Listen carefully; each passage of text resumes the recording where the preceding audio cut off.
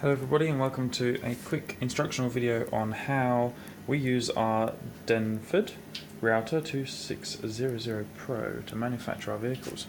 There's some understanding that we've got to get right, and that's basically what is this and how does it know where to go in the vehicle. You should know by now that this is a router. This spins incredibly fast, and this bit, because it's nice and sharp, can cut things like metals and woods to create shapes. However, it needs to move around this machine, and it does so by lead screws there. The lead screws spin, and then this, for example, will move along. But where does it go and why? And it's all controlled by a computer. A bit of wizardry here going on. There's two special positions that we need to know. And then orientations. There's the home position of the vehicle, or the cutter in the whole machine, and then there is the home position for the program. That can also be known as the WCS, the Work Coordinate System. That can also be known as the program home, or a whole host of other things, or the offset, or whatever you'd like to call it. Now, to start with, we're going to have a look at where the machine home is. The machine home is up in this top right corner.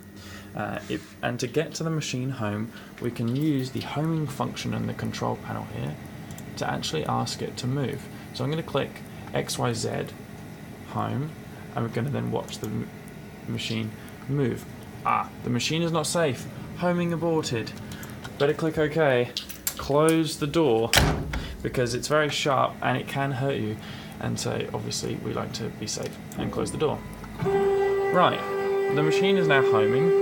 You didn't see it, but it actually moved upwards ever so slightly so that the spindle was up completely. It's now moved back and to the edge. Okay, machine home. Perfect. I'd now like to show you how we can move it to the program home. So I can put in some custom code here which says X0Y0Z0, and so it's going to move from the X0, Y0 and the Z0 of the machine to the 0 positions of the program. So I'm going to go back, rewind and play. Just going to turn the speed down slightly so we can see it actually move, otherwise it would be too fast. And there you go, there's our vehicle, there's our cutter moving to the right position. It's moving to the X and Y first, and then it will move down to the Z.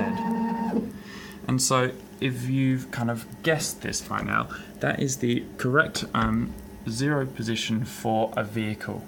As in, that is exactly where the block that they're made out of starts and the center of your canister hole.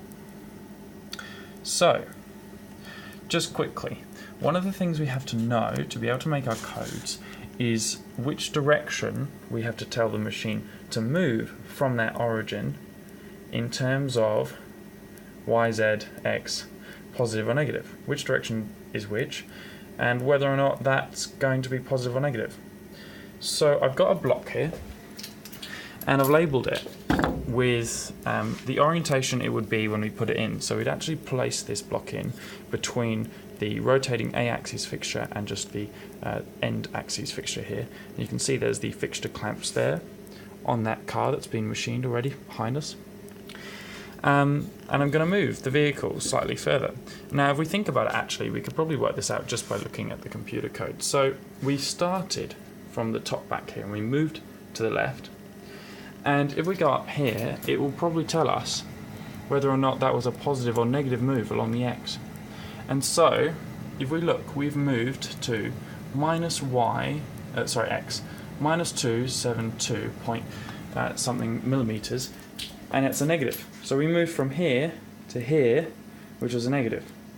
If we moved from here to here and that was a negative, then that means if we had moved from here to here, given that that's like the middle, that's the 0, we move this way, that would have been a positive. And we like to write these in positives, so I'm going to write that down in positive, I think. Yes, I will. I'm going to grab my pen, look at my block. So this was the X, and this way is positive. That's how we draw that. Arrow is going positive. Alright, cool. So, Z. Yeah, let's do the Z. The Z is the up and down movement of our router here. and it went up, and then when it moved over here, it then went down.